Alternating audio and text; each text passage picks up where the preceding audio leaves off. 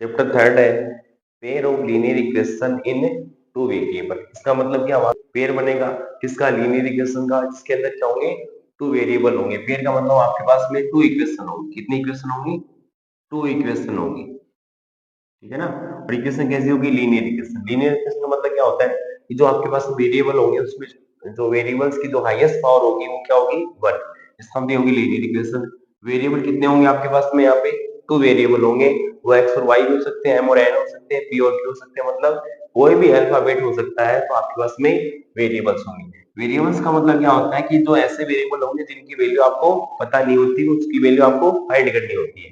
तो standard form अगर आपके पास में एक इक्वेशन दे रखी है, सिंगल इक्वेशन दे रखी है, तो वहां से आपके पास में स्टैंडर्ड फॉर्म क्या होती है, लीनियर इक्वेशन की विद टू वेरिएबल। तो स्टैंडर्ड फॉर्म क्या होती है लीनियर इक्वेशन की, standard form of linear equation in two variable, in two variables क्या होती है standard form, A X plus B Y plus C equals to zero. ये आपके पास में इक्वेशन होती है A X plus B Y plus C equals to zero, मतलब लीनियर इक्वेशन होगी। अब आपके पास में क्या है कि टू वेरिएबल के अंदर क्या होंगे, पेयर होंगे। क्या होंगे, पेयर। इसका मतलब आपके पास में कितनी इक्वेशन होगी, टू इक्वेशन होगी। जब आपके पास में टू इक्वेशन होंगे, टू ये तो किसके अकॉर्डिंग है, आपके पास में वन इक्वेशन के अकॉर्डिंग। किसके अकॉर्डिंग है, वन इक्वेशन के अकॉर्डिंग। जब आपके पास में पेयर होगा मतलब टू इक्वेशन होंगे, तो टू इक्वेशन के अकॉर्डिंग आपके पास में इक्वेशंस होंगी जो उसकी स्टैंडर्ड फॉर्म क्या होगी। तो अपन क्या लिखेंगे यहाँ पे, स्टैंडर्ड फॉर्म जो होती है ना लीनियर इक्वेशन की, जब आपके पास में टू वेरिएबल और इक्वेशन भी कितनी हो, टू इक्वेशन मतलब पेयर्स की फॉर्म में। स्टैंडर्ड फॉर्म क्या हो जाएगी यहाँ से, स्टैंडर्ड फॉर्म ऑफ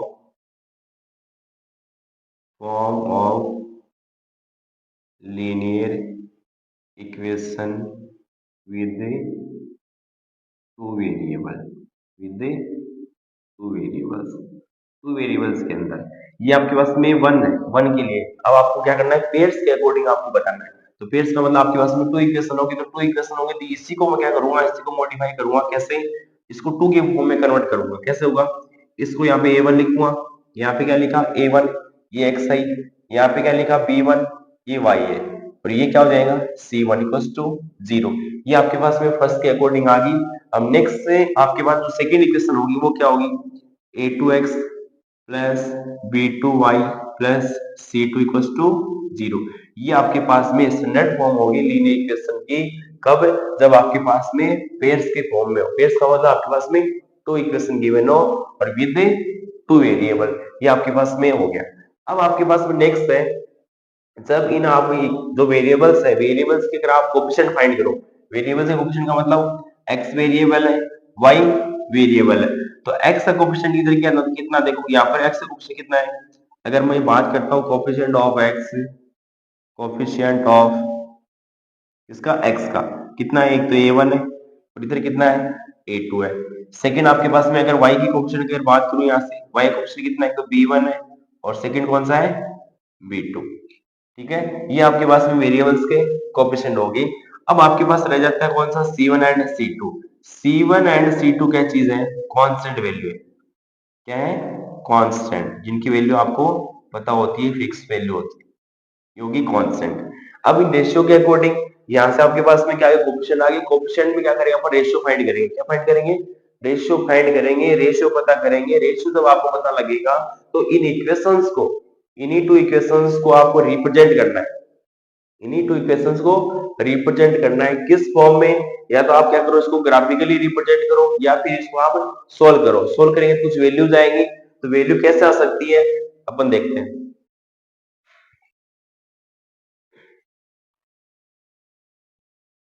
नेक्स्ट में अपन क्या करेंगे, यहाँ से अपन जो आपके पास में टू इक्वेशंस गिवन है, टू इक्वेशंस के अकॉर्डिंग अपन क्या करेंगे, इसका रेशियो फाइंड करेंगे। रेशियो फाइंड क्यों करेंगे, जिस लाइन को जो आपको रिप्रेजेंट करना है, या तो आप इसको एल्जेब्रिकली रिप्रेजेंट करो या फिर ग्राफिकली रिप्रेजेंट करो। तो रिप्रेजेंट करने की, इक्वेशंस को रिप्रेजेंट करने के कितने मेथड आपके पास में, टू मेथड है। इसको इक्वेशंस को, पेयर ऑफ लीनियर इक्वेशंस को रिप्रेजेंट करने के कितने मेथड है, टू मेथड है। वो कौन कौन से हैं, फर्स्ट वाला जो मेथड आपका रिप्रेजेंटेशन है किसका? लाइंस का। किसका? इक्वेशंस का। अपन लिखेंगे रिप्रेजेंटेशन ऑफ लाइन इक्वेशन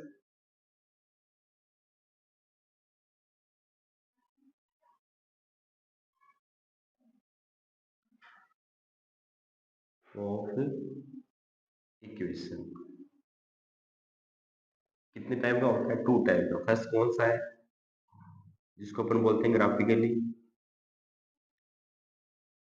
कौन सा है? ग्राफिकली। और सेकंड है आपका एल्जेब्रिक। एल्जेब्रिक। ग्राफिकली में क्या होगा? आपको ग्राफ ड्रॉ करना है। ग्राफिकली में क्या होगा? ग्राफ, जिसको अपन क्या बोलते हैं? Geometrical representation. क्या बोल सकते हैं इसको? ज्योमेट्रिकल। ज्योमेट्रिकल। और एल्जेब्रिक में क्या होगा? आपको इसका सॉल्यूशन फाइंड करना है। मतलब इसका सॉल्यूशन। सॉल्यूशन का मतलब इसको क्या करना है? आपको सोल्व करना है। कंप्लीट इसका सॉल्यूशन आपको फाइंड करना है। इसको सोल्व करना है। तो कितने टाइप हो गई? टू टाइप हो गई। अब टू टाइप को कैसे पता करेंगे? दो टाइप आपके पास में इक्वेशंस की होगी। तो ये टाइप पे आपके पास में लाइन, अगर आपके पास दो इक्वेशन, तो टू इक्वेशन से जो ग्राफ बनेगा वो किस टाइप का बनेगा? टू इक्वेशन है तो उसके जो सॉल्यूशन आएंगे वो कितने सॉल्यूशन आएंगे? कैसा पता करेंगे? तो कैसे पता करेंगे? आपके पास जो इक्वेशन होगी वहां से अपन क्या करेंगे? इसका रेशियो फाइंड करेंगे। तो आपको पहले क्या निकला? यहाँ से इसका रेशियो निकालना है। क्या निकालना है? इनका रेशियो। रेशियो का मतलब क्या होता है? अगर मान लो इनका मैं रेशियो फाइंड करता हूँ, क्या फाइंड करता हूँ? इनका रेशियो। रेशियो का मतलब क्या होता है कि आपको फाइंड करना है पहले एक तो A1/A2, एक आपको फाइंड करना है B1/B2, और थर्ड आपको फाइंड करना है C1/C2। आपको ये चीजें आपको फाइंड करनी है। यहाँ से जब आप फाइंड कर लेते हो उसके बाद आपको पता लगेगा कि ये जो लाइंस है, जो इक्वेशंस है, वो लाइंस की फॉर्म में कैसे होंगी या फिर इसके सॉल्यूशन कितने टाइप के होंगे। तो पहले मैं यहाँ पे एक टेबल बना रहा हूँ। टेबल से आपको डायरेक्टली पूरा एकदम क्लियर हो जाएगा। इसमें आपको क्या निकालना है? तो रेशियो फाइंड करना है। अच्छा, उसके बाद में लाइन इक्वेशंस का रिप्रेजेंटेशन है वो कैसा है? ज्योमेट्रिकल, जिसको हम ग्राफिकली बोल सकते हैं। ग्राफिकली। क्या बोल सकते हैं? ग्राफिकली। उसके बाद में इसका जो अगला है कंडीशन वो क्या है? एल्जेब्रिक। कौन सा? एल्जेब्रिक। तो इस कंडीशन में क्या करना? आपको रेशियो फाइंड करना। रेशियो का मतलब ये चीज आपको फाइंड करनी थी। जब ये चीज आप फाइंड करोगे तो आपके पास में जो रेशियो आएगा वो कैसा आएगा? रेशियो आपका होगा कौन सा? A1/A2। ठीक है, ये आपको फाइंड करना है। एक और होगा कौन सा? B1/B2। और एक क्या होगा? C1/C2। ये आपको फाइंड करना है। क्या कंडीशन हो सकती है? जब आप इसको फाइंड करते हो तो आपके पास में क्या कंडीशन हो सकती है? या तो क्या हो सकती है? तीनों रेशियो क्या हो सकते हैं? इक्वल हो सकते हैं। या फिर क्या हो सकते हैं? जब आप रेशियो फाइंड करते हो, तीनों का रेशियो फाइंड करते हो, आपके पास में क्या हो सकता है कि जब तीनों इक्वल आ जाए, या फिर दो इक्वल आ जाए, थर्ड इक्वल नहीं आए। ये आपके पास एक कंडीशन हो सकती है। और लास्ट कंडीशन क्या हो सकती है? आपने फाइंड करा A1/A2, आपने फाइंड करा B1/B2, और ये कंडीशन ही आपकी इक्वल नहीं है। तो आपके पास में यहाँ से ये सिचुएशन आ गई। कितनी कंडीशन आ गई? यहाँ से थ्री कंडीशन आ गई। अब इसमें अगर आपको लाइंस को रिप्रेजेंट करना है, अगर इसको आपको इस कंडीशन में अगर लाइंस को रिप्रेजेंट करना है, तो रिप्रेजेंट करने के लिए आपके पास में कितने तरीके हो गए? थ्री थ्री मेथड हो गए। कितने मेथड हो गए? Three method. लाइंस को इस कंडीशन में क्या होगा? जब आपके पास, जब आपने रेशियो फाइंड करा, इस टाइप का रेशियो फाइंड करा, और रेशियो में क्या आ गए? तीनों क्या आ गए? इक्वल आ गए। तीनों क्या आ गए? इक्वल आ गए। जैसे तीनों इक्वल आ जाएंगे, जैसे तीनों इक्वल आ जाएंगे, तो उस कंडीशन में क्या होगा? जो लाइंस होंगी, जो जो आपके पास इक्वेशंस होंगे, वहां से जो लाइंस ड्रॉ होंगी वो किस टाइप की होंगी? कोइंसिडेंट लाइन होंगी। कैसी होंगी वो? Coincident line. इस टाइप की लाइन होंगी वो कोइंसिडेंट। कोइंसिडेंट का मतलब क्या होता है? सपोज दैट आपने एक लाइन ड्रॉ करी, और उसके जो पॉइंट्स आए, ठीक है, उससे आपने लाइन ड्रॉ कर ली। सेकंड जो इक्वेशन होगी उसी से भी वो क्या आएंगे? सेम पॉइंट आएंगे। इसका मतलब है सेकंड जो लाइन होगी वो भी क्या होगी? इसी के ऊपर से ड्रॉ होगी। इसी के इधर उधर कहीं नहीं होगी, इसी के ऊपर से ड्रॉ होगी। इसका मतलब क्या हो जाएगी? वो लाइन ओवरलैप हो जाएगी। तो यहाँ से लाइन कैसे आएंगी? Coincident line. और सेकंड कंडीशन है, जब आप A1/A2 फाइंड करते हो, B1/B2 फाइंड, ये तो इक्वल आ गया, बट C1/C2 है ना, वो थर्ड वो पार्ट वो डिफरेंट है। इसका मतलब इस कंडीशन में आपके पास जो लाइंस होंगी वो कैसे होंगी? Parallel line. कैसे होंगी? Parallel lines. पैरेलल लाइंस का मतलब क्या होता है? जैसे आपने एक लाइन ड्रॉ करी, ठीक है ना, इस कंडीशन में क्या होगा, लाइंस क्या होंगी, पैरेलल होंगी। पैरेलल कंडीशन का मतलब क्या होगा, जैसे आप लाइन ड्रॉ करिए एक फर्स्ट वाली और सेकंड आपने लाइन ड्रॉ करी, तो वो जो सेकंड लाइन जो है वो क्या आएगी, इसके पैरेलल हो। पैरेलल का मतलब होता है इसका जो गैप है, इसका जो डिफरेंस है, जो डिस्टेंस है, वो हमेशा क्या रहेगी, इक्वल रहेगी। आप इसको प्रोड्यूस करना, आप इधर भी वो डायरेक्शन में आप इसको प्रोड्यूस कर दो, इसकी जो बीच का जो गैप है, जो डिफरेंस है, वो क्या रहेगा, इक्वल रहेगा। इस कंडीशन को क्या कहेंगे यहाँ पर, पैरेलल लाइन। और थर्ड वाली जो कंडीशन आ गई, जैसे मान लिया आपने a1/a2 फाइंड करा, b1/b2 फाइंड करा, वो दोनों इक्वल नहीं है, तो दोनों इक्वल नहीं है तो थर्ड वाले पार्ट को आपको चेक नहीं करना। तो इस कंडीशन में आपके पास जो लाइंस होंगी वो क्या होंगी, इंटरसेक्टिंग लाइन।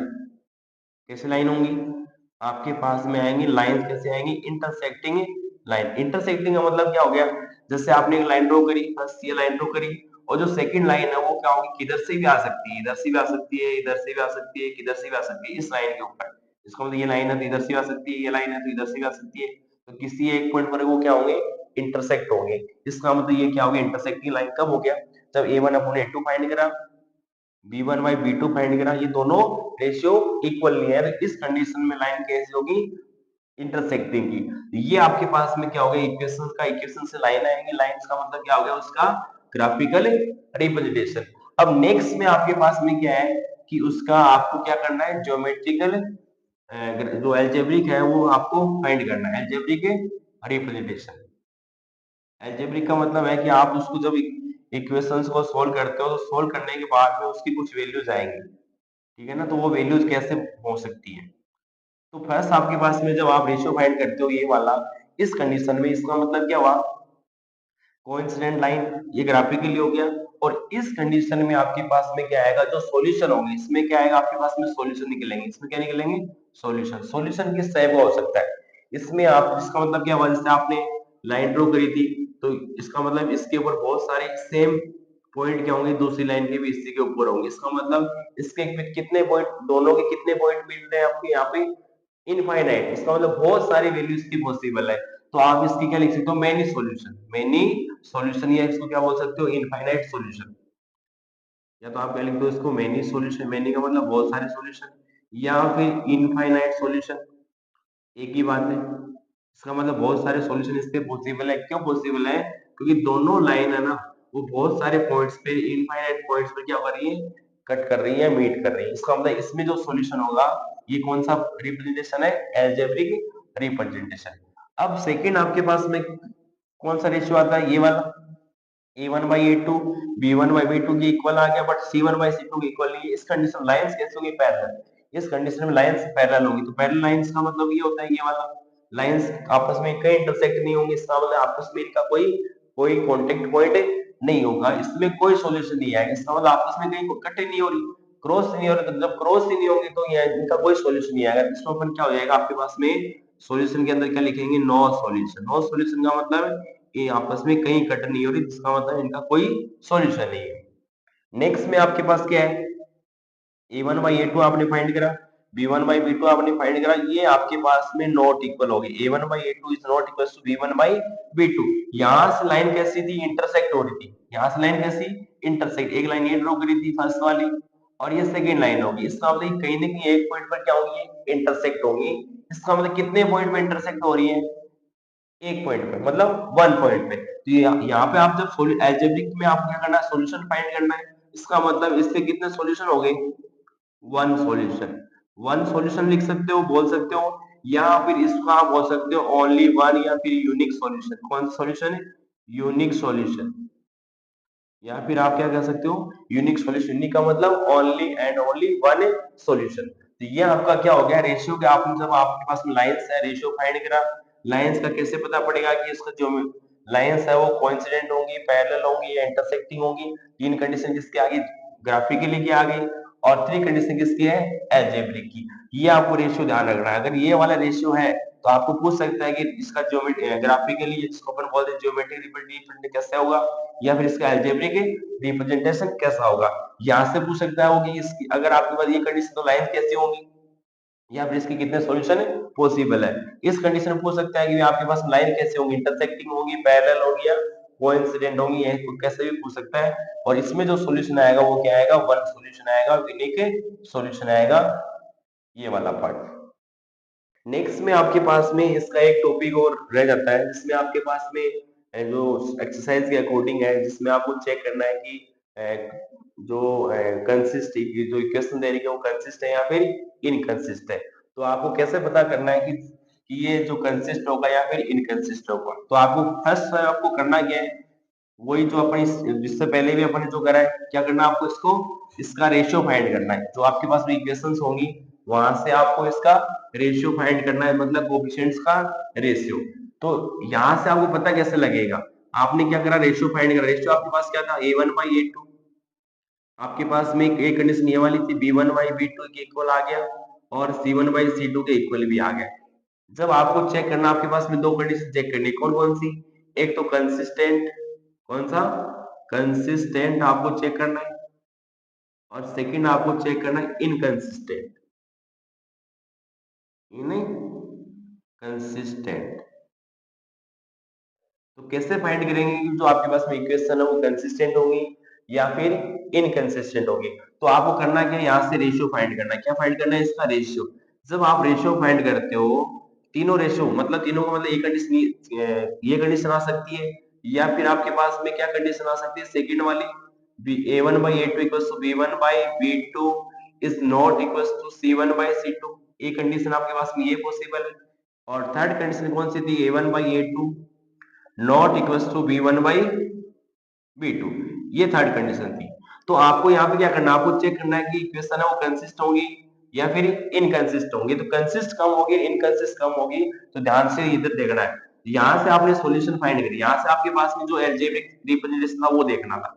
क्या देखना है इसका, एल्जेब्रिक रिप्रेजेंटेशन। क्या देखना है, algebraic.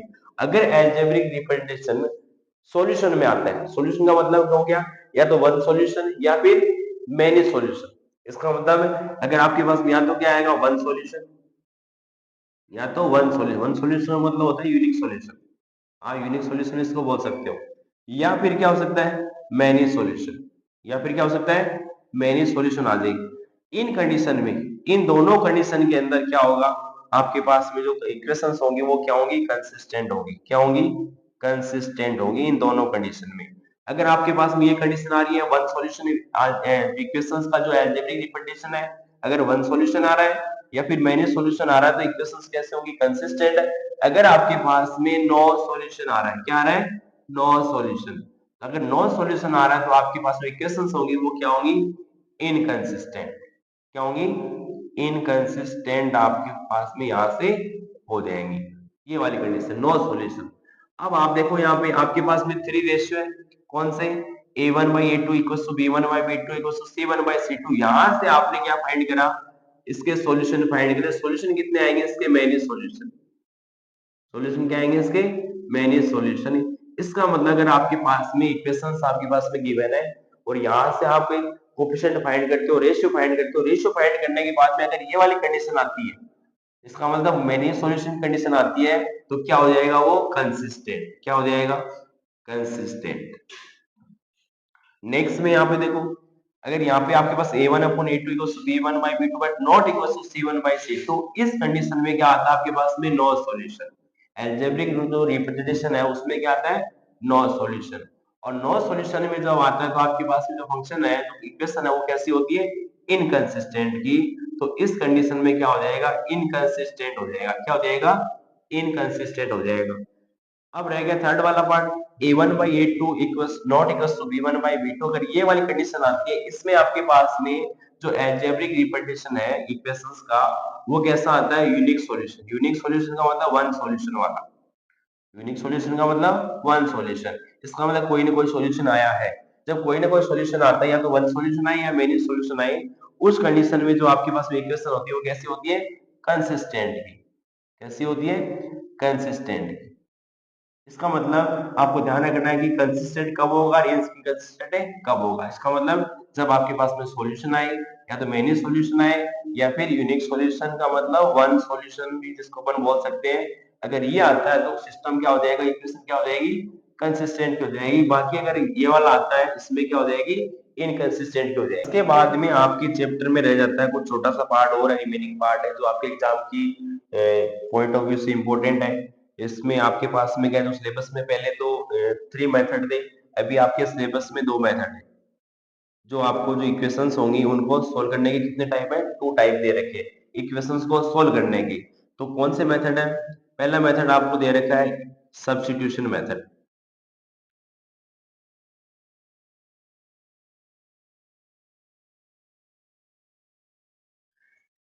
Substitution method. Substitution method में आपको करना क्या होता है? किसी भी एक वेरिएबल की वैल्यू, आपके पास में 2 इक्वेशन होंगी और 2 इक्वेशन में से किसी भी एक इक्वेशन से, वन इक्वेशन से एक वेरिएबल की वैल्यू फाइंड करनी है, उसको अदर इक्वेशन में पुट अप करनी होती है, जहां से आपके पास में अदर जो वेरिएबल आएगा उसकी वैल्यू फाइंड करके अगेन आपको फर्स्ट वाली इक्वेशन में पुट अप करनी होती है। तो वहां से आपके पास में एक्स और वाई की वैल्यू जो भी होता है, एक्स वाई जो भी, वाई जेड एम एन कुछ भी हो सकता है, उन वेरिएबल की वैल्यू आ जाती है।